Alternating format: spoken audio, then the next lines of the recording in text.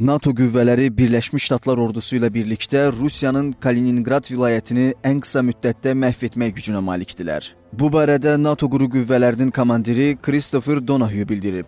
O, Vaşinqtonun alyans müttəfiqləri ilə birlikdə Şərq cəbhəsində çəkindirmə planı hazırladığını da qeyd edib. Plan alyans ölkələrinin quru qüvvələrinin potensialını gücləndirmək, müdafiə sənayesi arasında əməkdaşlıqlarını genişləndirmək və eyni zamanda Rusiyanın təhdidlərinə qarşı mübarizə məqsədi daşıyır. Donahue hər tərəfdən NATO ölkələri ilə əhatə olunan Kaliningrad bölgəsini nümunə göstərərək alyans ordusunun sözgedən ərazini yer üzündən silməyə qadir olduğunu bildirib. O, Rusiyanın Avropadakı eksklavına hücum planının hazır olduğunu da vurğulayıb. Analitiklərin fikrincə, NATO generalının belə bəyanat verməsi Rusiyanın Kaliningradda qurduğu geniş müdafiə sistemlərinin yaratdığı təhdidlərlə bağlıdır. Baltik dənizinin sahilində yerləşən vilayətdə donanması olan Kreml, NATO'nun bu regiondakı bütün əməliyyatlarını və fəaliyyətini izləyir.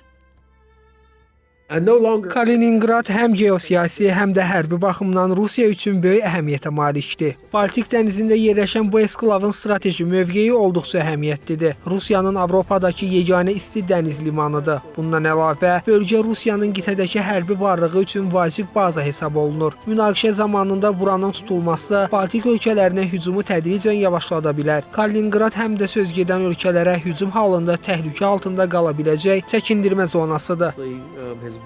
Plana məlumat mübadiləsi sistemi də daxildir. Qeyd olunub ki, NATO komandirlərinə sürətli qərarlar verməyə kömək edən süni intellekt platforması sayılan Maven ağıllı sisteminə sahibdir. Analitiklərin fikrincə, Kaliningrad Rusiya üçün həm üstünlük, həm də təhlükə sayılan ərazi hesab edilə bilər. Strateji mövqeyi onu hərbi baxımdan əhəmiyyətli bazaya çevirsə də, coğrafi təcridi və alyans ölkələri əhatəsində olması təhlükə kimi qəbul edilə bilər. Qərb kəşfiyyat mənbələrinin peyk görüntülərindən aldığı məlumatlara görə, bu ərazidə nüvə silahlarının yerləşdirilməsi üçün infrastruktur hazırlanır. Rusiyanın Kaliningradda 100-ə yaxın nüvə başlığı daşıya bilən raketlər yerləşdirdiyi də yayılan xəbərlər arasındadır. Bu silahlar 500 kilometr radiusda istənilən hədəfi vura bilər ki, bura çox sayda NATO ölkəsi də daxildir.